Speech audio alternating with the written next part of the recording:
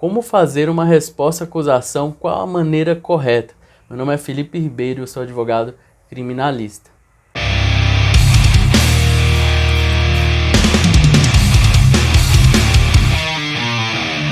Vocês já perceberam que é muito comum a pessoa se confundir com a da resposta à acusação com a defesa preliminar?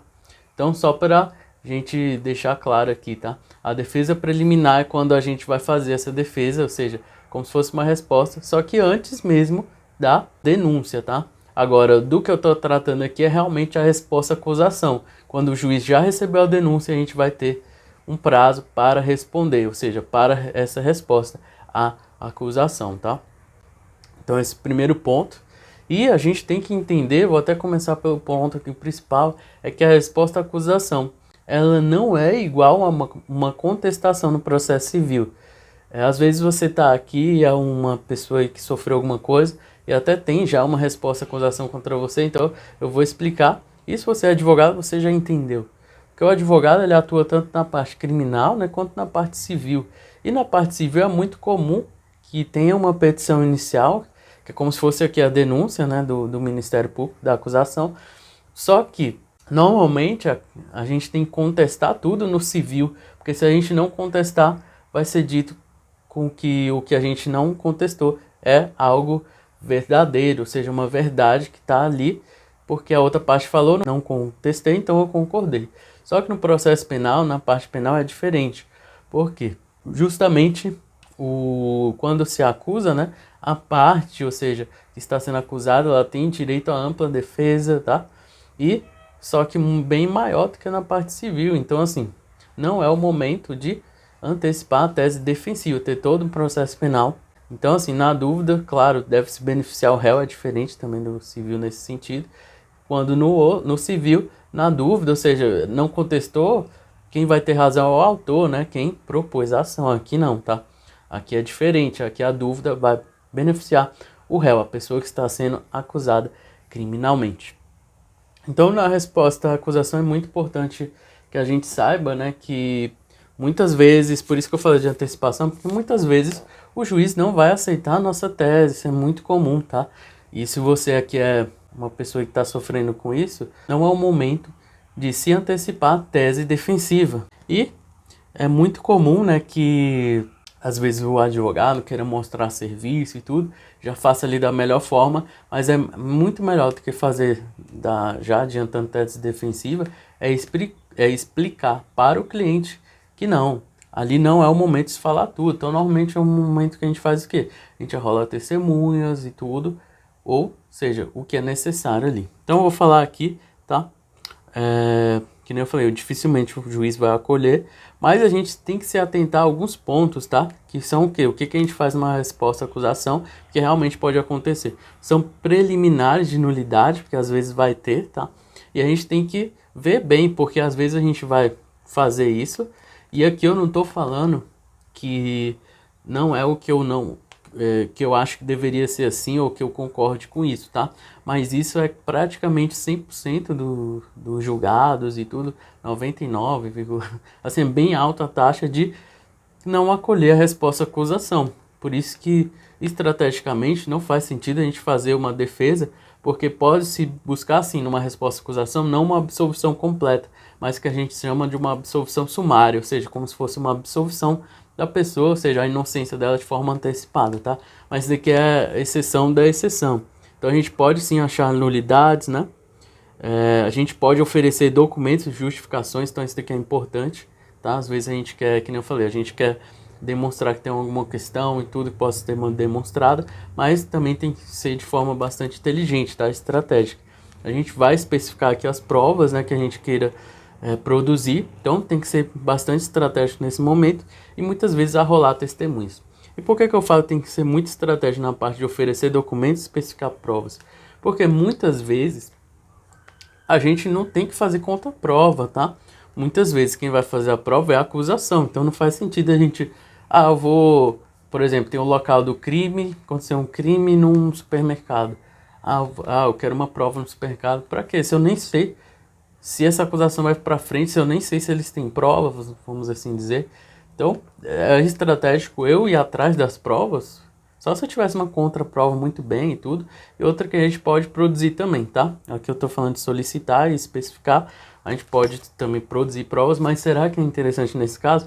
Normalmente a defesa, ela faz uma investigação defensiva e tudo quando é necessário, mas tem vezes que não, então assim, será que esse é o momento? Será que, enfim, vai depender da estratégia defensiva, né? Agora, arrolar testemunha é muito importante porque isso é comum. Ah, e se não tiver nenhuma testemunha para arrolar? É muito comum, tá? É muito comum não, vai ter na denúncia as testemunhas arroladas pelo Ministério Público. Então é sempre recomendado, tá? Se você está sofrendo por algo e tudo, chegou lá uma resposta de acusação, você vai ver que tem umas testemunhas. E se você é advogado, você também vai ver. Então, eu sempre recomendo arrolar as mesmas testemunhas do Ministério Público e as testemunhas também que possam nos ajudar na defesa, tá? É muito importante também não ter testemunhas que não nos ajudem, tá? Então, normalmente, por que se arrolar mesmas? Não necessariamente a gente vai fazer perguntas para as testemunhas do Ministério Público, da acusação. Mas, muitas vezes, aquelas testemunhas, elas podem nos ajudar. Ou, às vezes, por exemplo, já aconteceu isso em casos meus. Tem 3 testemunhas, 2 falaram algo que não beneficiaram o cliente. Isso durante o processo, ali na fase de inquérito. Então, o Ministério Público ouve essas 2 pessoas e ele sabe que a terceira, que ele arrolou, ele ajudaria a defesa. E no dia o Ministério Público simplesmente, o promotor não quer ouvir as pessoas.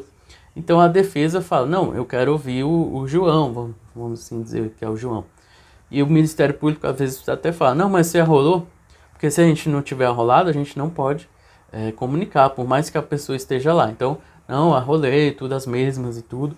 Aí explica, né? Realmente está lá, o juiz às vezes confere no processo, não, tá aqui mesmo, então vamos lá, tá na resposta de acusação, tá? Ele arrolando essas testemunhas. Aí quando vai falar, né? A defesa faz as perguntas, o juiz faz as perguntas, enfim, aí tem algo ali que beneficia a defesa, porque ele falou algo que no momento das outras 2 testemunhas, às vezes elas foram as que nem presenciaram nada e uma presenciou. Então, às vezes, o Ministério Público ele se utiliza disso. Então, a defesa tem que ficar sempre esperta.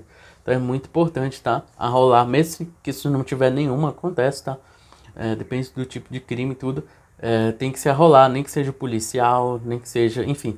Porque aí a gente pode também ver se o policial lhe lembra e tudo. Então, assim, é outra questão, mas às vezes o policial, normalmente ele fala algo, nem lembra mais, passou já um tempo, mas ele lê, né? Às vezes, hoje, ainda mais com computador, às vezes o policial ele tá com um processo na tela dele lendo para falar que foi igual, porque a gente sabe que o que foi dito na delegacia tem que se repetir dentro do processo. Então, é muito importante, tá? Aqui a gente já tá numa audiência de instrução, mas só para vocês entenderem a importância de uma resposta de acusação bem feita, inclusive arrolando testemunhas, tá? E é muito importante a gente não analisar o mérito e não entrar no mérito, porque é aqui que é onde a gente antecipa teses, né?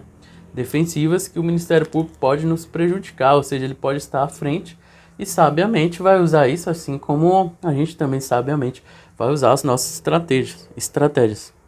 Aí no artigo 41, tá, do Código de Processo Penal, fala, né, dos requisitos da denúncia. Então é muito importante que a gente se baseie, tá, no artigo 41 para ver se aquela denúncia ela tem tudo que diz lá, que é o quê? E na ausência, pode caber um tratamento da ação penal? Pode caber sim. Só que o que acontece? Isso que eu quero que vocês entendam, tá? Aqui tem uma teoria onde a prática às vezes não acontece. Então é possível você conseguir uma absolvição sumária, ter uma nulidade porque não tem esses requisitos?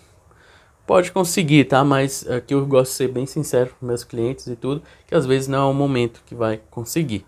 Então a denúncia, ela conterá a exposição dos fatos criminosos. Então, poxa, será que realmente está ali? Será que tem individualização da conduta?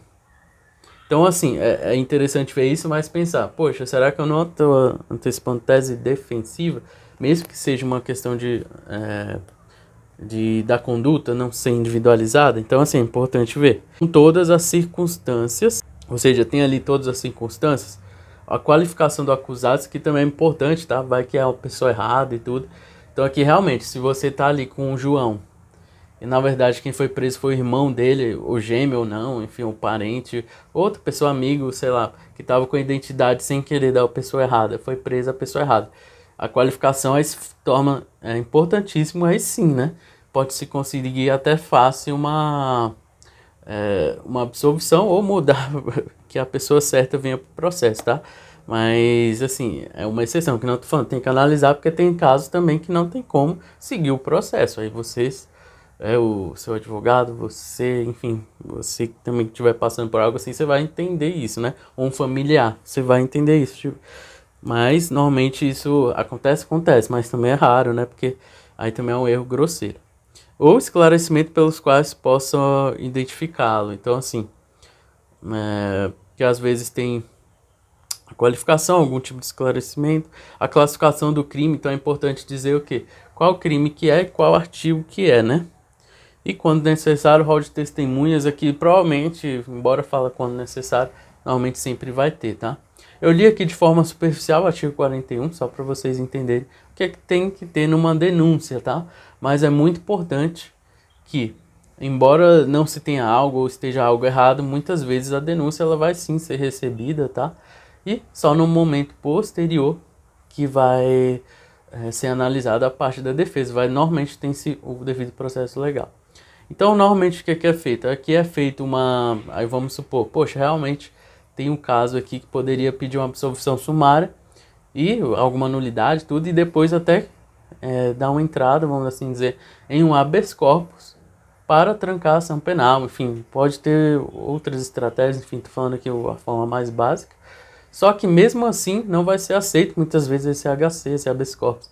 Vai deixar que o processo siga. Então eu tô falando aqui, pode-se tomar outros caminhos? Pode. Mas isso pode inclusive prejudicar a defesa principal, do processo principal, porque para muitas vezes você ir no assunto você tem que antecipar. Então muito cuidado com isso, muito cuidado também com a afobação, que às vezes o advogado quer mostrar serviço para o cliente e às vezes não busca a melhor estratégia. Então assim, num jogo de xadrez, qualquer questão, a estratégia nem sempre é partir para cima. Às vezes você tem que contra-atacar, você tem que ver, né? Por isso que tem ampla defesa contraditória. Então às vezes você ouve e às vezes o Ministério Público não vai conseguir provar muita coisa. Então, opa, beleza. Aí, se a pessoa está presa, então assim, tem que ver formas também de, será que a pessoa não poderia estar respondendo em liberdade?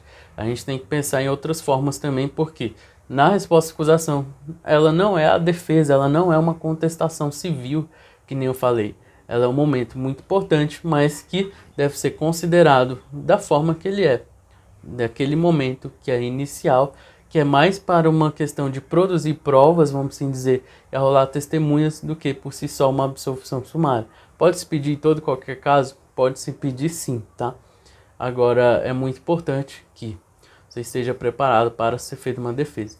Agora, tem muita gente que faz porque sabe que pode chegar numa audiência de instrução e julgamento e essa audiência ser oral. E como que faz essa audiência ser oral? É já chegar na audiência como se tivesse já uma alegação final pronta. Então, se por acaso se você for pego de surpresa, você vai conseguir fazer. Só para vocês entenderem, né, quem não sabe, muitas das audiências de instrução, que é o momento que eu vi testemunho e tudo mais, naquele momento, às vezes era para ser uma instrução, audiência de instrução e julgamento. Mas normalmente a alegação final, né, que é o momento final de se falar e mais importante, é feito por memoriais, tá? Mas o nome correto, inclusive a regra, deveria ser alegações finais orais. Só que é feito por memorial, porque às vezes não tem tempo e tudo, a testemunha acabou de falar. Como é que eu vou fazer uma alegação final do que eu acabei de ouvir? Então, assim, não faria sentido seguir assim, né? Ou deveria ter um espaço de tempo e tudo. Então, por conta disso, pela complexidade, muitas vezes, de forma padrão, tá? Até porque às vezes é marcado um monte de audiência de instrução, o próprio juiz, né, ele não vai querer, porque não faz sentido. E ele espera o quê? Ser por memorial, que é por escrito, então é muito melhor, porque tem um prazo, é possível ver tudo que as testemunhas disseram, né? Revisar, ver se tem alguma incongruência, entende? Então, normalmente é isso. Então, eu tô com medo e tudo de não ter defesa nenhuma no processo oral. Prepara ela e leva. Então, assim, aí no momento ali você vai poder ler aquela alegação final, né? Então, é claro que não vai ser da melhor forma, mas você já vai preparado. É claro que vai ter É que não falei, vai ser difícil, mas se acontecer você vai estar preparado para reverter isso. Ah, e se der problema, às vezes tem uma testemunha que eu vi só depois saiu uma sentença desfavorável, o que é que eu vou fazer? Você vai usar a parte que foi dita pela testemunha que beneficia o seu cliente numa apelação, ou seja, num recurso. E no processo penal pode se inovar, ou seja, se não foi tido algo, não foi dito algo no primeiro grau, pode ser feito em apelação, tá? Então só uma última dica aqui, porque às vezes acontece isso, tá? Mas espero que tenham entendido bem com relação à resposta à acusação. E precisando de alguma dúvida, alguma coisa assim, deixa nos comentários. Ou tem um link aqui que você consegue o contato direto com a minha equipe. Então é isso, abraço para vocês e até a próxima.